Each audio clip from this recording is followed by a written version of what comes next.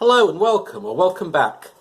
I'm Stephen, and today I shall be reviewing the Matt Smith story of Crimson Horror.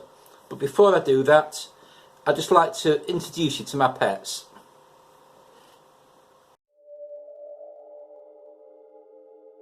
That beautiful creature just swimming past the TARDIS is Jenny, and over here with the red cap to her head is Vastra. So Jenny and Vastra, my pet fancy goldfish, they're about 7 years old, both of them. I've had them since March 2015. I originally did have a trio. I had one called Strax as well, of course, but alas, he died, a long time ago. So now I just have Jenny and Strax, and they've got a TARDIS. So I mean, I don't know if they sneak off in it at night when I'm sleeping, maybe, and have adventures. Who knows? Okay, so here's the Matt Smith figure, so you know what that means. See if we can secure him. Oh, it's time to talk about Doctor Who. I've got the Doctor in my hat. I have to stay very, very, very still, or he'll fall out and go splat. And he stays. Okay, I'll just adjust the camera so I can get the figure in as well. I'll move the camera back, that might be a better idea. Okay, so the Crimson Horror. Now this is the second time Matt Smith has come up in my reviews. It's also the second time that Season 7B has come up, which is perhaps the most atypical part of Matt Smith's tenure, but it's also one of my favourites. And oddly, this story is the one immediately before the only other Matt Smith story which I've so far reviewed, the Nightmare in Silver. Anyway, so I'm not going to talk too much about Matt Smith in this story, because I've already, I think, given you my views on his Doctor. Or did I? Or hadn't I started doing that then? I'm not sure. Okay, I'll just say a little bit about Matt Smith. I like huge chunks of the Matt Smith era, but there are also one or two bits I don't like. There are I have some problems with Series 6, but when a Series 6 episode comes up, we'll get to that. But it's all going to be really positive today, because I absolutely love the Crimson Horror. I have a real soft spot for the historical Doctor Who stories and the pseudo-historical Doctor Who stories, and in particular the Victorian Doctor Who stories, such as Talons of Wen-Chiang, The Unquiet Dead, which was of course also written by Mark Gatiss, who wrote this story. And I don't know why I'm so drawn to these types of stories, really. I think I'm just, Doctor Who aside, I am actually quite fascinated by the 19th century as a whole. I think 19th century is one of the most interesting periods of British history. And as I'm not going to go all political, but I am interested in politics too. And I also find 19th century politics, British politics, quite fascinating too, but leave that aside. Anyway, the Crimson Horror, written by Mark Gatiss. Now, Mark Gatiss is, for my money, perhaps the most traditionally minded of the 21st century Doctor Who writers. I think more than any of the others, he'd have been absolutely at home and in his element writing for Doctor Who in the 20th century. I mean, his stories would blend in perfectly. As it is, they do tend to sort of be the odd man out in the seasons when they thump up in the 21st century, because they have such they have that sort of traditional, oldie-timey Doctor Who feel about them, which I absolutely love, but it can be quite jarring coming between. Now, what comes before this? Is it Journey to the Centre of the TARDIS? Yeah, I think so. Coming between Journey to the Centre of the TARDIS and Nightmare in Silver, which are both very obviously 21st century Doctor Who. But anyway, it's a good story, and the story is written in Winifred Gilliflower, one of the most absolutely nutty but fascinating villains in the entirety of Doctor Who. She's one of my favourite one-off Doctor Who villains, played wonderfully by the late Diana Rigg, who I read somewhere, it may have been Doctor Who magazine, but don't quote me on that, it could have been somewhere else. I read that she'd never actually watched any Doctor Who before, so she wasn't quite sure how she ought to pitch her performance, you know, whether it should be sort of straight down the line serious or comedic or melodramatic. So I think that what I read was the production team gave her a selection of past Doctor Who stories to watch, so she could get a feel for how other actors had portrayed the villains. And what she came up with after doing that was absolutely just spot on, absolutely perfect.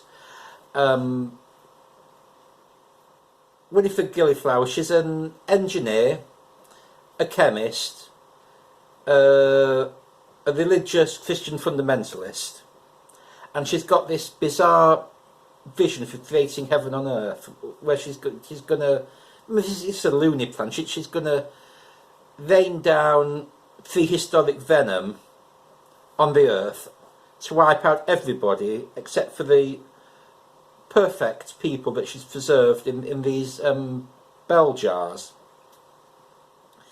And of course the process goes wrong in some cases, and it went wrong with the Doctor, which is, you know, why when we first see the Doctor in this story, which incidentally is nearly a quarter of an hour into the story before we first see the Doctor, and even longer before we first see Clara.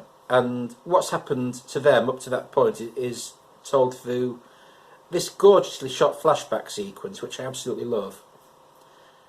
So that the first third of the story is really carried by Vastra, Jenny and Strax, and in particular Jenny. This is very much Jenny's story as she infiltrates Sweetville and tries to get to the bottom of what's going on there.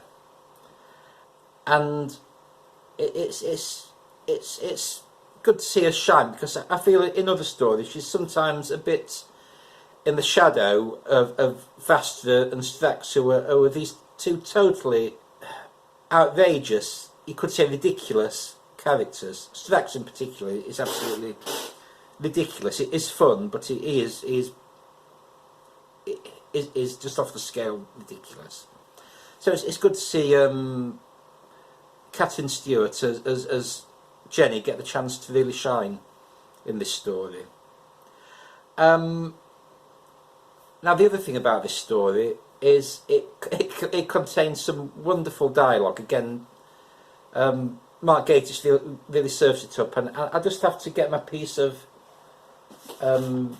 paper here, because I had to write these down to get them absolutely right. But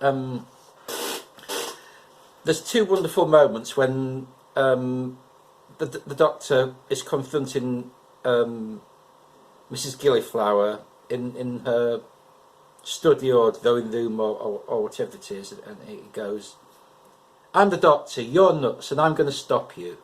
I mean, I can't deliver it like Matt Smith did, but it's absolutely wonderful. And then, of course, the other one, I think the one that everybody remembers, is where he says, "You have no idea what you're dealing with. In the wrong hands, this virus could wipe out all life on the planet." And then Mrs. Gilliflower just goes, "Do you know what these are? The wrong hands." Well, that's just perfect. Just portrays how absolutely nutty she is. And then, of course, there's Winifred Gilliflower's daughter, blind daughter, Ada, who she's actually been experimenting on in order to find out what it takes to be resistant to the venom and the virus which she's going to rain down. Because, of course, Mrs. Gilliflower is not putting herself in one of these bell jars. She needs immunity from what's going to happen. So she's effectively sacrificed her daughter, who is blind and therefore, in Mrs. Gilliflower's eyes, imperfect. And and right at the end of the story, when Mrs. Gilliflower is dying, and she seems to beg for Ada's forgiveness, and Ada just says, "Never." To which Mrs. Gilliflower replies, "That's my girl." I just love it. And then, of course, there's that wonderful moment where Mr. Sweet, the parasite, who's been living on Mrs. Gilliflower's chest, he's crawling away, trying to escape, and of course Ada pinpoints his location with her stick and just brutally smashes him to death. I mean, it's quite a horrific moment, really, and even the doctor's taken aback. But normally he would really chastise anybody who did something like that to the villain, but in this case I think he recognises that Ada's been through so much, she's traumatised, so he kind of just lets it go, and I suppose it also saves him the problem of how to dispose of Mr. Sweet himself, return him to prehistoric times or whatever. So those are my thoughts on the Crimson Horror. It is my favourite story of Series 7B. Maybe not my favourite of Series 7 overall, because I think Asylum of the Daleks and A Town Called Mercy are both right up there, and maybe above this one. It depends what mood I'm in, what I feel like watching. But certainly for me, this is the strongest story of Season 7B, and Season 7B is an era of Doctor Who which I love a lot more than some other fans do, but that's maybe because a lot of fans were really drawn in by Series 6, and I was kind of slightly alienated by Series 6, but like I say, I'll talk about the reasons why when an appropriate story comes up. And speaking of stories, now's the time to take the Doctor out of my hat, and we will choose what we're going to review next.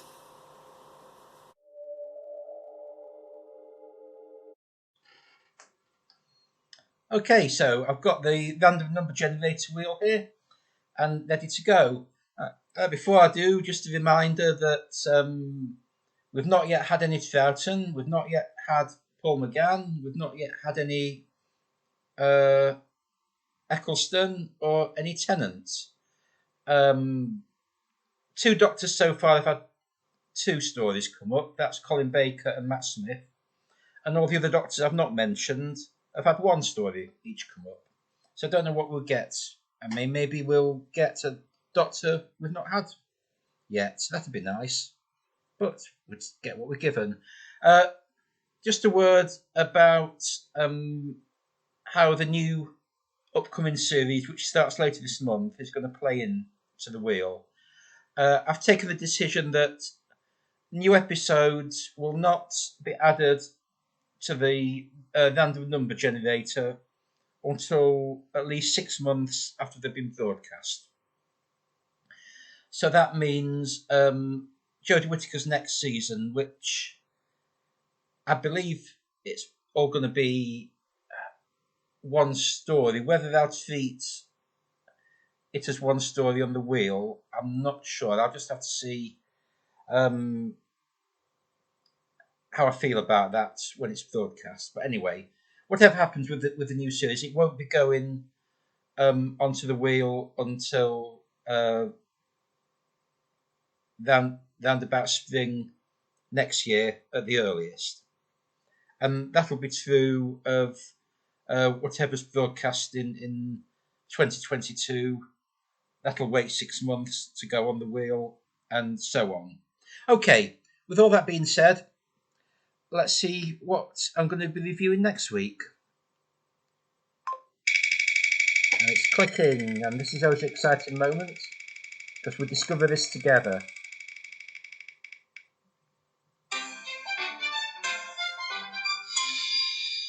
That's 205. So we are sticking with 21st century Doctor Who for sure.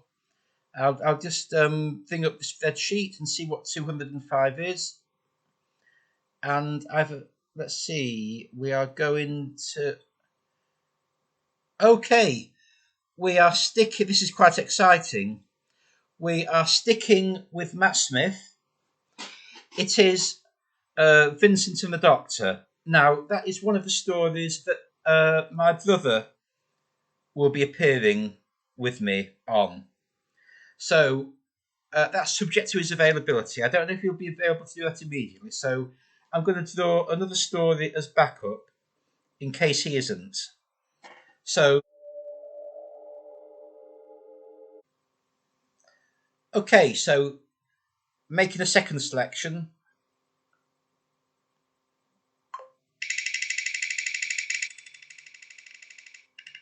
If this is another one my brother's on, obviously I'll make a third selection.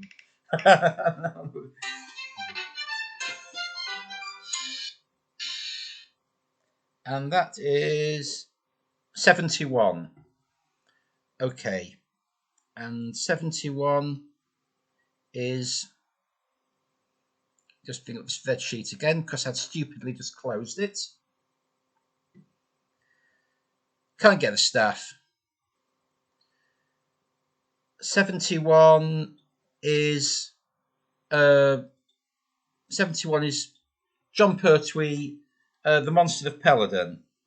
Okay, so next week it'll either be Vincent and the Doctor with my brother, or it'll be just me doing The Monster of Peladon. Either way, I'll see you then. And before that, don't forget there'll be my Sunday chat. Okay, until then, please like, please comment, subscribe, tell my friends, and tell your friends. I used to say that the other way round, don't I? Never mind. I'm a bit confused. Bye for now.